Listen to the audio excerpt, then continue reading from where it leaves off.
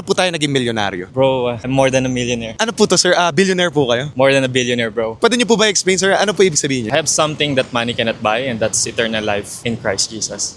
Sir, maka-Diyos po tayo. I'm a Christian, yes. Sir, ako po nag-interview po ako ng mga successful people for the younger generation. Baka pwede po kayo ma-interview kahit sandali lang. Bro, sure. So, paano niyo nasabi, sir, na mas mayaman po kayo sa mga bilyonaryo? So, religious po tayo, sir? Not religious, but I'm a Christian. Kasi bro, yung yaman sa mundo, nauubos yan eh. Pero yung kayamanan na meron ako kay Jesus, kailanman hindi mawawala. Kasi ang sukatan ng mundo ngayon sa kayamanan, kung magkano yung nasa bank account mo. Pero yung kayamanan, pwedeng mawala sa isang iglap eh. Whether we like it or not, we are all going to die. Death haunts people. No matter how rich, how powerful, how successful a person becomes, no one can escape the certainty of death. Kaya nga sabi sa Hebrews 9:27, it is appointed for man to die once, and after that, judgment. Hindi kayang i-delay yung kamatayan. Mangyayari talaga. Pero bro, alam mo yung good news doon? Jesus defeated death. He defeated death, sin, and Satan. Sabi niya sa John 11:25, I am the resurrection and life. Tatanungin mo ako, bro, kailan ko nakuha yung first million ko? Yun yung araw na niligtas ako ng Diyos. Yun yung araw na sinurrender ko yung buhay ko sa Kanya when I accepted Jesus as Lord and Savior ng buhay ko. Hindi man branded yung suot kong damit, pero yung suot ko, righteousness ni Christ. Wala man akong mansion dito sa earth. Pero sabi ni Jesus sa John 14 verse 2, in my Father's house are many mansions and I go to prepare a place for you. Diba? Imagine si Lord pa mismo yung mag-prepare ng place para sa'yo. So am I a millionaire? More than that, billionaire. More than that, bro, because I'm a child of the living God. Grabe yun, sir, no? Yumaman talaga kayo dahil sa values, no, ng Panginoon. Napapansin ko lang, sir, na parang devoted po talaga kayo, no? Handa po kayong magsalita para sa mga viewers natin about kay Lord Jesus Christ. Bro. Ang Sabi sa ganda Bible, nun. bro, do not be ashamed of the gospel. So kahit saan ako pumunta, bold ako na i-proclaim yung gospel, i-share si Jesus. Tsaka sinabi nyo, sir, na ang first million nyo, yun talaga yung tumatak na tanong ko sa mga tao, pero kayo tumatak talaga yung sagot nyo sa akin na ang pagtanggap nyo sa Panginoon, yun po yung first million nyo, no? Doon po talaga kayo More than a yumaman. million, more than a billion, eternal life. Walang pera makakabili nun, walang hanggang buhay.